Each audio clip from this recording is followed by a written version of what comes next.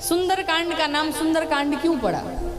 सबसे पहला कारण, सुंदर पर्वत पर खड़े होकर के हनुमान जी महाराज बार बार रघुवीर तुम्हारी बार बार भगवान का नाम उच्चारण कर रहे हैं, इसलिए सुंदरकांड नाम पड़ा। पहली बार श्री जानकी मैया ने हनुमान जी को अपना पुत्र कहा, इसलिए सुंदरकांड नाम पड़ा।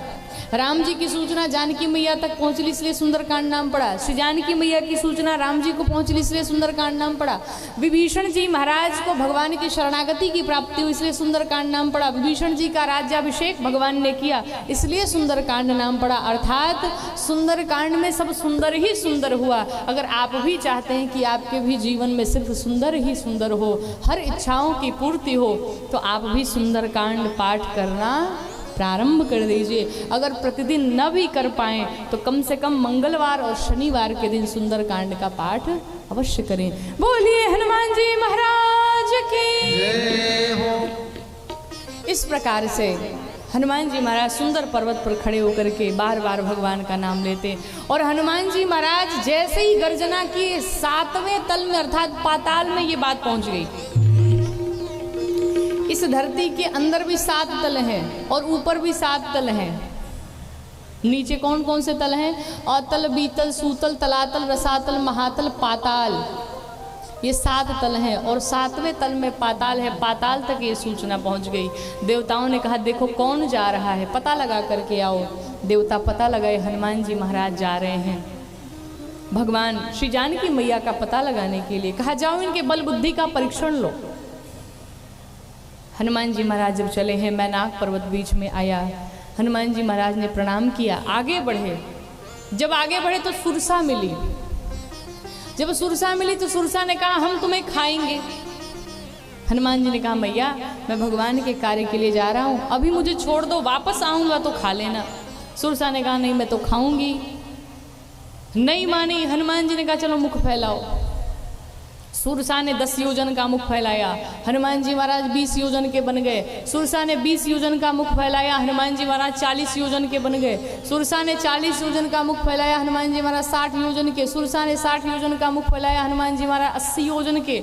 और सुरसा ने जब 80 योजन का मुख फैलाया तो हनुमान जी ने सोचा अगर मैं 100 योजन का हुआ तो मेरा एक पाँव लंका में चला जाएगा और एक पाँव भगवान के पास पहुंच जाएगा।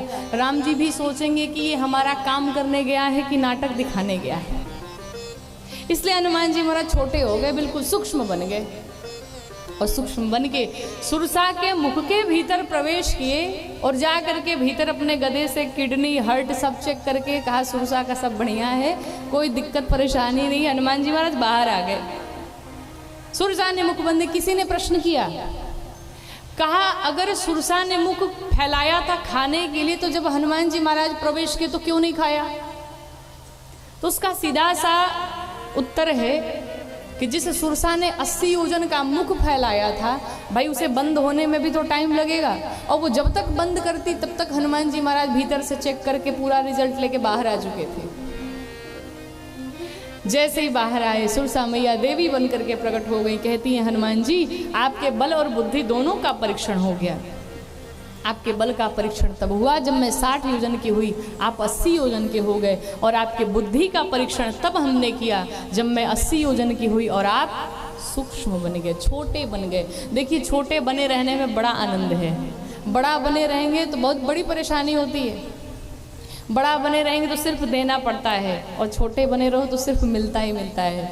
आशीर्वाद हो या कुछ भी हो, छोटे बने रहे कहीं भी घुस जाओ, कोई दिक्कत नहीं है। अच्छा सरल सा उदाहरण लीजिए, जैसे घर में जो ऊपर होती है ना टंकी, पानी वाली टंकी, उसको दिन भर में चाहे जितना भर डालो खाली ही रहता है। लेकिन जो नल के नीचे बाल्टी लगी होती है ना, वो खाली नहीं रहती कभी, उसके में जरूर कुछ ना कुछ थोड़ा बहुत जल भरा होता है। इसलिए महाराज छोटा बनने का प्रयास करिए जीवन में। छोटे बन करके रहेंगे तो जीवन आनंद से रहेगा, और बड़े बन जाएंगे तो उतना ही सबसे दूर होते जाएंगे। हनुमान जी महाराज बिल्कुल सूक्ष्म बन गए। हनुमान जी महाराज वहाँ से चले, रास्ते में सिंहिका का भगवान ने वध किया। चलते चलते रावण के मुख्य दरवाजे पे पहुँचे, और वहाँ पर रावण ने काल को बिठा रखा था। जब काल ने हनुमान जी महाराज को देखा, दौड़ा खाने के लिए। हनुमान जी महाराज लगे दांत किटकिटाने। काल परेशान हो गया हनुमान जी महाराज को देख करके। हनुमान जी ने कहा तुझे छोड़ूंगा नहीं अब। काल ने कहा कैसे छोड़ोगे? हनुमान जी ने कहा भीतर जा रहा हूँ, जिसको जिसको उठाने के लिए कहूँगा सबको उठाना। काल ने कहा सरकार जिसको इशारा करेंगे बिल्कुल उठाऊंगा। काल को बिठाया दरवाजे पर, भीतर जैसे प्रवेश किए लंकिनी मिलती है, और लंकिनी ने जैसे ही देखा हनुमान जी महाराज धीरे से प्रवेश कर रहे थे, जब लंकिनी ने देखा कहा रे चोर, लंका में प्रवेश करता है लंकिनी के रहते हुए, तुझे पता नहीं चोरों का ही मैं भक्षण करती हूँ। हनुमान जी महाराज ने कहा सबसे बड़ा चोर तो तुम्हारा राजा है, अपने राजा को क्यों नहीं खाती हो? हनुमान जी महाराज ने कहा एक काम करो, राम बोलो। लंकिनी ने कहा कि हमारे देश में राम बोलना अपराध है, देशद्रोह माना जाता है। हनुमान जी महाराज ने कहा जब राम नहीं बोलोगी तो आम खाओगी? लंकिनी ने कहा ये आम कैसा होता है? कहा मेरे पास आओ बताता हूँ। हनुमान जी महाराज के पास लंकिनी पहुंची और दे मुष्टिका एक ही बार जय श्री राम बोल दिया, और जैसे ही एक मुष्टिका लगाई, इसे ढिमुलिया खाना बोलते हैं ना, ढिमुलिया खाना भोजपुरी में। लंकिनी ढिमुलिया खा गई, लटकते दूर जा कर के गिरी, और जब दूर जा कर के गिरी कहा अब पता चला। हनुमान जी महाराज ने कहा आम कैसा लगा? कहा बड़ा आनंद आया। हनुमान जी ने कहा पहले बता दिया होता, खिला दिए होते तुम्हें आम।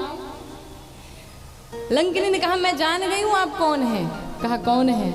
कहा जब ब्रह्मा जी की तपस्या रावण कुंभकर्ण विभीषण कर रहे थे उस समय मैं भी थी वहां पे, तो जब ब्रह्मा जी ने तीनों को वरदान दिया मैं भी वही थी, तो ब्रह्मा जी ने कहा तुमको मारेगा। हमने पूछा कौन मारेगा? कहा तुमको बंदर मारेगा, और बंदर के मारने से अगर व्याकुल हो जाना, मुख से रक्त निकलने लगे, समझ जाना रावण का अंत निश्चित है। और मैं जान गई हूँ आप भगवान के दूत हैं। जैसे आप विदेश में जब जाते हैं तो वीज़ा पासपोर्ट बनता है ना, बिना वीज़ा के बिना पासपोर्ट के आप विदेश नहीं जा सकते। उसी प्रकार से लंकिनी ने वीज़ा और पासपोर्ट बना करके राम जी को दे दिया। क्या लिखा यहाँ पे? प्रविसी नगर कीजे सब काजा।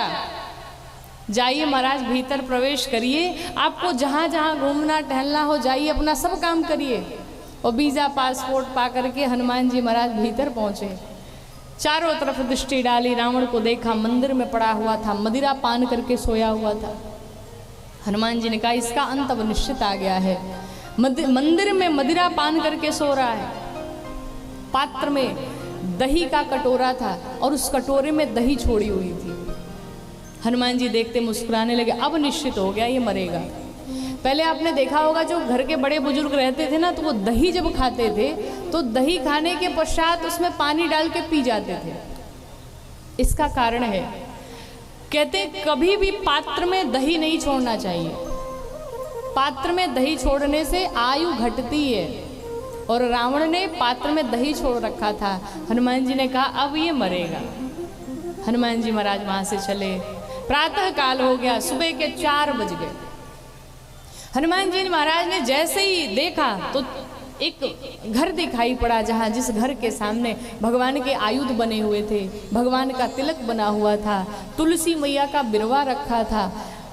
हनुमान जी सोचे यहाँ कहाँ सज्जन करिबासा, यहाँ भी इस लंका में भी कोई भक्त रहता है क्या भगवान का? बाहर से ही बोले राम, तब तक भीतर से भी आवाज क्या आई? राम। विभीषण जी महाराज बाहर आए और आकर के विभीषण जी से हनुमान जी की वार्ता होती है। विभीषण जी ने हनुमान जी को श्री जानकी मैया का पता बताया। श्री जानकी मैया के पास भगवान पहुँचे और जाने के पश्चात पेड़ पर चढ़ करके बैठ गए। मैया को जब देखा, राक्षसियाँ प्रताड़ित कर रही हैं, रावण आया है मैया को प्रताड़ित कर रहा है। हनुमान जी महाराज सोच में पड़ गए, मैया का ये दुख देखा नहीं गया। जब सब चले गए तो इधर हनुमान जी महाराज लगे भगवान की कथा गाने। जय जय राम कथा, जय श्री राम कथा। हनुमान जी महाराज ने मैया जानकी को राम जी की कथा श्रवण कराई। मैया सोच में पड़ गई, यहाँ पर लंका में राम जी की कथा कौन गाने लगा? ऊपर से भगवान की मुद्रिका गिरा दी, और जैसे अंगूठी मैया ने देखी, मैया ने कहा ये तो मेरे प्रभु की है, करुणा निधान की है, और ये अंगूठी माया की नहीं बनाई जा सकती। हनुमान जी महाराज सामने मैया के प्रकट हुए। मैया ने हनुमान जी को देखा, भयभीत हो गई। हनुमान जी ने कहा, मैं सत्य शपथ करुणा निधान की। जैसे करुणा निधान कहा, मैया जान गई कि लग रहा है ये कोई भीतर वाला सेवक है। क्यों? ये पर्सनल नाम जानता है भगवान का। मैया भगवान को करुणा निधान कह करके बुलाती थी और हनुमान जी ने करुणा निधान ही कहा। मैया को विश्वास हुआ हनुमान जी पे, हनुमान जी को आशीष दिया, जाओ बलवान हो जाओ, बुद्धिमान हो जाओ। हनुमान जी ने कहा, मैया बड़ी जोर की भूख लगी है। रास्ते में सब खाने वाले मिले, कोई खिलाने वाला नहीं मिला। भूख लगी है मैया, मुझे कहाँ जाऊँ भोजन करने? मैया ने कहा, जाओ वाटिका है, पहुँचो वहाँ पर, लेकिन बड़े सावधानी से खाना, क्योंकि बड़े बड़े असुर हैं वहाँ पर। बड़ी लंबी लीला है हनुमान जी महाराज की। हनुमान जी महाराज पहुँचे वाटिका में, पहले तो भरपेट सारे फल खाए, और जब फल खा लिया तो लगे वृक्ष उखाड़ उखाड़ करके सभी राक्षसों पर फेंकने। बारी बारी से सभी राक्षस आए, सबको हनुमान जी महाराज समाप्त किए। अक्षय कुमार आया, अक्षय कुमार का वध किया हनुमान जी ने। मेघनाथ आया, मेघनाथ ने पकड़ करके हनुमान जी को ले करके गया। रावण से हनुमान जी महाराज ने कहा, अब भी मैत्री कर लो, अब भी संधि कर लो, समय है तुम्हारे पास। रावण नहीं माना। हनुमान जी महाराज बैठ के पूंछ सहला रहे थे। रावण को लगा इसे पूंछ से बड़ा प्रेम है। हनुमान जी महाराज की पूंछ में आग लगवा दी। लोग कहते हनुमान जी ने लंका जला दी। हनुमान जी ने लंका नहीं जलाई महाराज। क्यों? कपड़ा किसका था? रावण का था। तेल किसका था?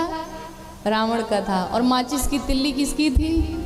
रावण की थी। अब किसी के भी शरीर में आग लग जाए तो कोई चुपचाप खड़ा थोड़ी रहेगा, सब कूदेंगे नाचेंगे। हनुमान जी की महाराज की पूंछ में जब आग लग गई, हनुमान जी महाराज कूदने लगे, पूरी रावण की लंका जल करके समाप्त हो गई। हनुमान जी महाराज जाकर के समुद्र में उस अग्नि को शांत किए हैं। श्री जानकी मैया से चूड़ामणि लेकर के पहुँचे भगवान के पास, सारी बातें बताई। हनुमान जी महाराज की बातें सुन करके भगवान प्रसन्न हुए। इधर विभीषण को लात मार करके रावण ने भगा दिया। विभीषण जी भगवान की शरण में गए, भगवान की शरणागति प्राप्त हुई। भगवान ने अभिषेक किया विभीषण जी का। समुद्र के तट पे भगवान पहुँचे और जा करके तपस्या करते हैं समुद्र देव की। विनय न मानत जलधि जड़ गए 3 दिन बीत, बोले राम सकोप तब भयविन होई न प्रीति। समुद्र देव हाथ जोड़ करके खड़े हुए, कहा, प्रभु ये आपके ही नियम बनाए हुए हैं, मुझ पर कृपा करिए। मैं आज के बाद अपनी लहरों को शांत कर लूँगा, आप इसी पर निर्माण करिए।